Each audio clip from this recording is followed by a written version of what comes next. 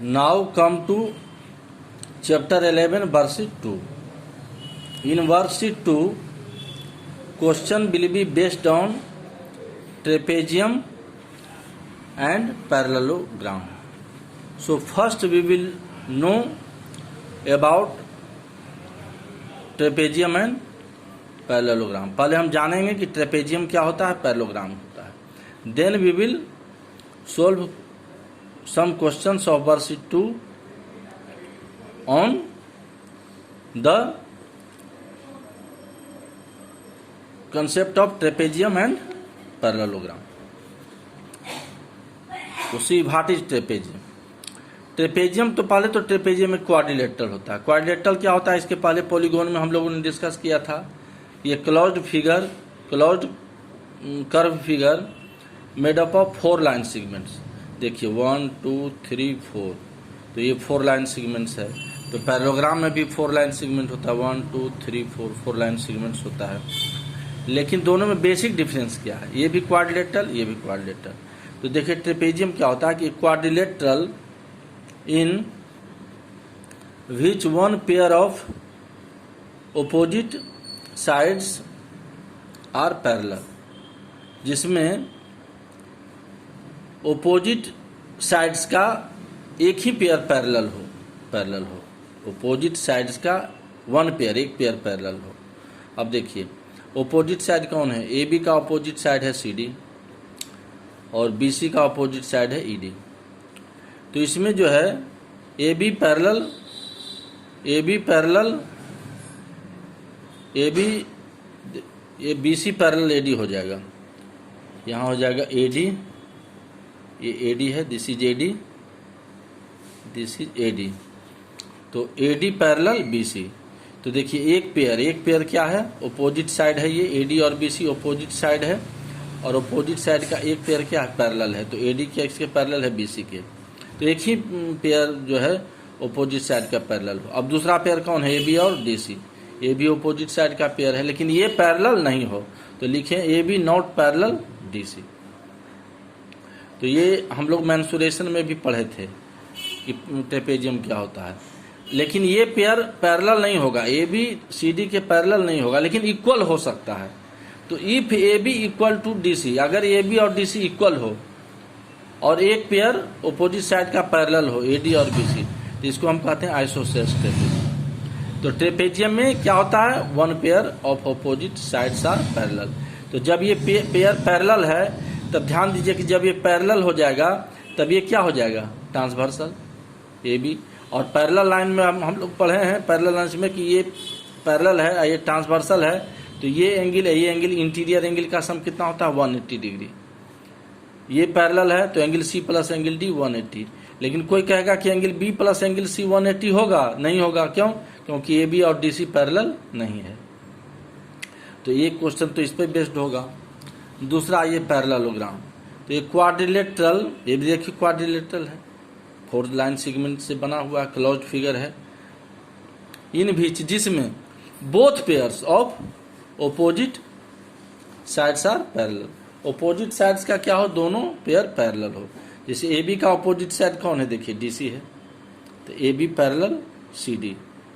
AD का opposite side कौन है, BC, तो AD पैरेलल BC. तो देखिए दोनों ऑपोजिट साइड का दोनों पेयर, इसका ऑपोजिट ये भी पैरेलल और इसका BC का ऑपोजिट AD ये भी पैरेलल.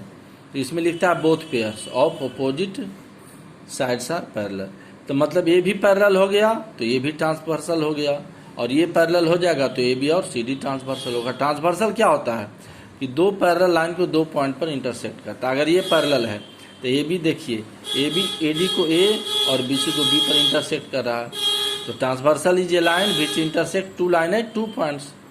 तो ये दोनों पैरेलल लेंगे तो ये भी ट्रांसवर्सल हो जाएगा, 2 पॉइंट पर इंटरसेक्ट कर रहा है, ये भी हो जाएगा ट्रांसवर्सल. तो इस स्थिति में क्या होता है कि angle A plus angle B 180 हो जाएगा, angle D plus angle C भी 180, angle B plus angle C भी 180. तो ये चीज़ हुआ. पैरेललोग्राम में क्या होता है, both pair of opposite sides are parallel. Both pairs of opposite sides are parallel.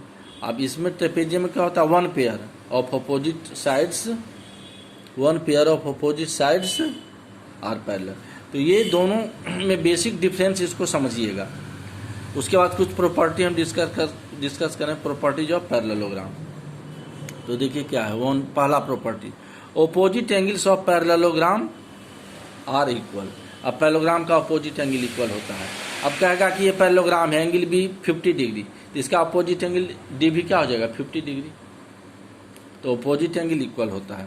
तो angle A equal to angle C हो जाएगा और angle B equal to angle D हो जाएगा। फिर कहता है टू में opposite sides of parallelograms are equal. Opposite side parallel भी होता है और इक्वल भी होता है। तो एडी अगर 5 सेंटीमीटर है तो बीसी भी क्या हो जाएगा 5 सेंटीमीटर। ये अगर 4 सेंटीमीटर है तो ये भी हो जाएगा 4 सेंटीमीटर। तो ऑपोजिट एंगल्स इक्वल होता है, ऑपोजिट साइड्स इक्वल होता है, प्रॉपर्टी 2 है। और जैसे A B equal to C D and A D equal to B C. उसी तरह से 3 में diagonals of parallelogram bisect each other. Diagonals एक दूसरे को बाइसेक्ट करता है।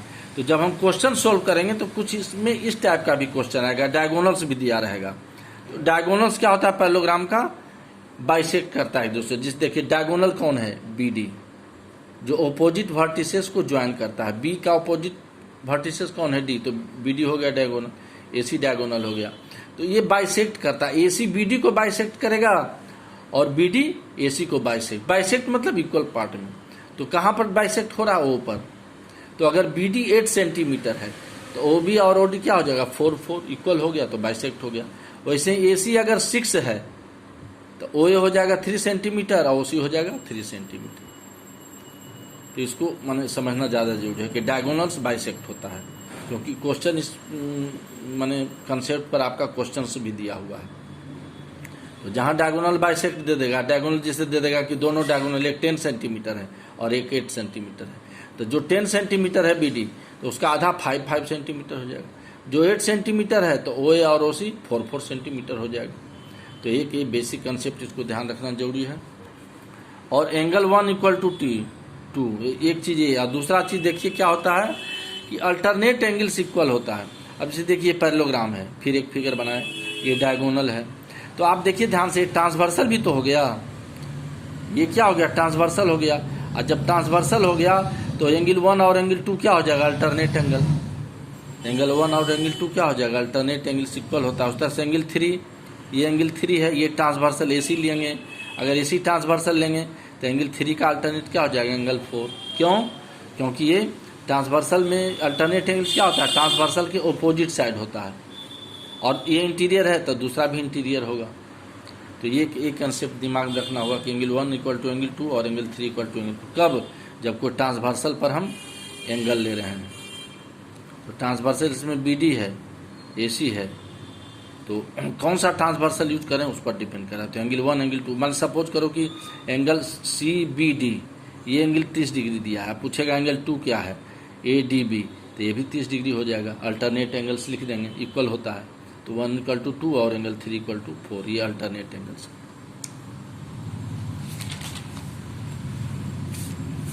अब आइए वर्कशीट 2 का क्वेश्चन नंबर 1।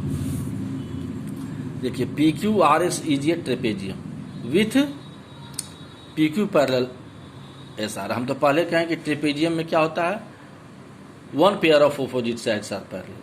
तो यहाँ साफ लिखा है कि पी क्यू आर एस क्या है, ट्रेपेजियम। देखिए P Q R S is a trapezium. P Q किसके पैरेलल है, एस आर के। देखिए ये पी क्यू और आर एस पैरेलल है, पैरेलल है। तो इसका मतलब एंगल पी कितना 30 डिग्री, एंगल क्यू कितना है 50 डिग्री। ये है 50 डिग्री, ये है आपका 30 डिग्री और ये है आपका 50 डिग्री। तो पूछ रहा है एंगल एस और एंगल आर क्या। तो ये पैरेललोग्राम नहीं ना है कि एंगल पी और एंगल आर इक्वल हो जाएगा। पैरेललोग्राम का अपोजिट एंगल इक्वल होता है। तो ट्रेपेजियम है, केवल only 1 pair of opposite side is parallel. तो इसमें जो है आपका एंगल पी और एंगल एस, देखिए P Q parallel S R है, P Q parallel S R है। तो angle P plus angle S कितना हो जाएगा 180 degree. Angle P plus angle S हो जाएगा 180 डिग्री। तो ये 180 डिग्री हो गया। क्यों हो गया? क्योंकि ये पैरेलल है और ये यहाँ पर ट्रांसवर्सल हो जाएगा। तो ये दोनों एंगल इंटीरियर एंगल्स है। तो इंटीरियर एंगल्स क्या होता है, ट्रांसवर्सल के सेम साइड, ये ट्रांसवर्सल के सेम साइड के इंटीरियर एंगल्स का सम होता है 180 डिग्री। तो ये पैरेलल लाइन है, ये ट्रांसवर्सल है, तो angle P plus angle S कितना हो जाएगा, P plus angle S 180 degree. Reason क्या हो जाएगा, interior angles on the same side of transversal है, तो ये 180 डिग्री सप्लीमेंट्री होता है, तो angle P plus angle S हो जाएगा 180 डिग्री। P का वैल्यू कितना है 30 डिग्री, अब plus angle S equal to 180 degree, angle S कितना हो जाएगा 180 माइनस 30 डिग्री, इधर राइट साइड ट्रांसपोज हो जाएगा, तो 180 डिग्री या माइनस 30 डिग्री क्या हो जाएगा 150 डिग्री, तो एंगल एस का वैल्यू निकल गया। फिर अब आइए सेम प्रोसेस यहाँ फॉलो होगा, ये पैरेलल है, यहाँ भी वही होगा, angle Q plus R, angle Q plus angle R कितना हो जाएगा 180 डिग्री, और यही रीजन सेम रीजन इसमें होगा जो रीजन यहाँ पर है, क्योंकि सेम यहाँ पर सेम क्राइटेरिया है, ये पैरेलल है, PQ पैरेलल आर एस, तो angle Q plus angle R कितना हो जाएगा 180 डिग्री। एंगल Q का वैल्यू कितना है, एंगल Q का value 50 degree, 50 degree plus angle R कितना हो जाएगा 180 डिग्री, तो एंगल आर कितना हो जाएगा 180 डिग्री माइनस 50 डिग्री, तो हो जाएगा आपका 130 डिग्री। तो angle R equal to 130 degree आ गया और angle S equal to 150 degree आ गया। Question number 3, one of the angles of a parallelogram is 75 degree. अब देखिए, अब यहाँ पर एक क्वेश्चन क्या था, ये ट्रेपेजियम था। अब यहाँ पर क्वेश्चन क्या आपका, ये क्वेश्चन नंबर 3 में पैरेललोग्राम है, पैरेललोग्राम का एक एंगल्स दिया हुआ कितना 75 डिग्री। अब ये पैरेललोग्राम देखिए ABCD एक पैरेललोग्राम बना, अब उसमें कहता वन ऑफ द एंगल्स, तो one of the angles means क्या, एक एंगल, तो एक एंगल हम ले लिए, एंगल है 75 डिग्री। तो find the measures of the remaining angles of the parallelogram. तो एक एंगल 75, हमको क्या फाइंड करना है, एंगल B, एंगल C और एंगल D ये फाइंड करना है। तो अब देखिए पैरेललोग्राम है, तो angle A plus angle B क्या हो जाएगा, चूंकि ये पैरेलल है ना, पैरेललोग्राम में तो ये AB पैरेलल CD और AD पैरेलल BC, तो यहाँ पर angle A plus angle B 140, क्यों, क्योंकि AD पैरेलल BC पैरेललोग्राम का, तो यहाँ पर लिखेंगे AD पैरेलल BC, तो AD पैरेलल BC है और ये ट्रांसवर्सल हो गया AB, तो angle A plus angle B क्या हो जाएगा 180 डिग्री, तो angle A plus angle B 180 degree. तो इस यहाँ भी वही होगा, interior angles on the same side of transversal. अब ये चूंकि ये क्या हो गया आपका ट्रांसवर्सल हो गया, ये पैरेलल है, ये ट्रांसवर्सल हो गया, तो ट्रांसवर्सल के सेम साइड में एंगल कौन है, इंटीरियर एंगल 75 हो गया, और ये एंगल B हो गया, तो 75 प्लस एंगल B कितना हो जाएगा, 75 प्लस एंगल B 180 डिग्री हो जाएगा, सप्लीमेंट्री होता है। तो एंगल B कितना हो जाएगा 180 डिग्री, और 75 degree will be taken to right side, तो 180 डिग्री, और ये प्लस क्या होगा यहाँ माइनस, तो 180 डिग्री माइनस 75 डिग्री, तो एंगल B कितना हो जाएगा, एंगल B ये 105 डिग्री। अब एंगल B आ गया, तो एंगल B और एंगल D क्या हो जाएगा, इक्वल हो जाएगा, ऑपोजिट एंगल्स आर इक्वल। अभी हम लोग पैरेललोग्राम के प्रॉपर्टी में पढ़े हैं कि पैरेललोग्राम का ऑपोजिट एंगल क्या होता है, इक्वल होता है, तो एंगल B का वैल्यू जितना होगा उतना एंगल D का होगा। एंगल A का ऑपोजिट एंगल क्या है C, तो एंगल A का जितना वैल्यू होगा उतना एंगल C का होगा, तो 75 डिग्री प्लस B 180 आया, तो एंगल B कितना आया 105 डिग्री, और एंगल B का ऑपोजिट एंगल कौन है D, तो एंगल D का भी वैल्यू क्या हो जाएगा 105 डिग्री। यहाँ प्रॉपर्टी लिखेंगे opposite angles are equal, parallelogram का ऑपोजिट एंगल्स क्या होता है, इक्वल होता है। उस तरह से angle A equal to C, यहाँ भी रीजन होगा ऑपोजिट एंगल्स आर इक्वल, तो एंगल A का वैल्यू जितना होगा, एंगल A का वैल्यू कितना था 75 degree, so angle C equal to 75 degree. तो अब लिख देंगे एंगल A का value 75, angle B 105 degree, angle C 75 degree और एंगल D 105 डिग्री। तो ये पैरेललोग्राम का आपका रिमेनिंग जो एंगल है BCD, angle B, angle C और एंगल D ये फाइंड आउट हो गया। अब question number 5, N exterior angle of a parallelogram is 110 degree, find the angles of the parallelogram. अब देखिए पहले तो हमने पैरेललोग्राम बनाया ABCD, अब यहाँ पर एक एक्सटीरियर एंगल, तो एक्सटीरियर एंगल कैसे बनता है, पैरेललोग्राम के किसी भी एक साइड को हम एक्सटेंड करेंगे। सपोज AB को हमने एक्सटेंड कर दिया यहाँ तक, एरो मार्क देके यहाँ पॉइंट दिए, उस पॉइंट का नाम है कैपिटल E। यहाँ पर जितना भी लेटर यूज होगा सब कैपिटल O यूज होगा, तो ये एक्सटीरियर एंगल बन गया। उस एक्सटीरियर एंगल का नाम क्या है CBE 110 डिग्री।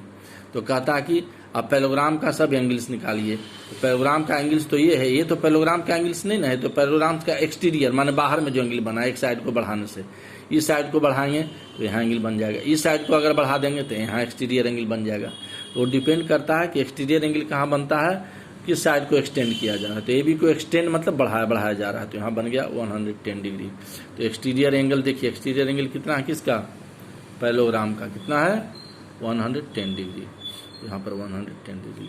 अब देखिए पैरेललोग्राम में इस एंगल को हम मान लिए x, ये कौन सा एंगल है, इंटीरियर, इंटीरियर मतलब अंदर का एंगल, इसको हमने x मान लिया। तो कंफ्यूजन है कि एंगल बी भी 110 और ये एंगल बी भी, दोनों एंगल बी है, लेकिन यहाँ फिगर से देख सकते हैं कि ये एंगल बी क्या है, एक्सटीरियर एंगल, और ये एंगल बी क्या है, इंटीरियर एंगल। अब गौर से ध्यान से देखो, यहाँ से यहाँ क्या है, एक स्ट्रेट लाइन है, तो ये दोनों एंगल का सम कितना हो जाएगा 110 डिग्री। ध्यान से देखो, ऐसे स्ट्रेट लाइन है तो ये दोनों एंगल का सम कितना हो जाएगा, स्ट्रेट एंगल 180, तो लीनियर पेयर हो गया, यहाँ लीनियर पेयर हो गया। तो 110 और प्लस x, ये एंगल बी को x माने हैं, तो 180 डिग्री क्या हो जाएगा, लीनियर पेयर।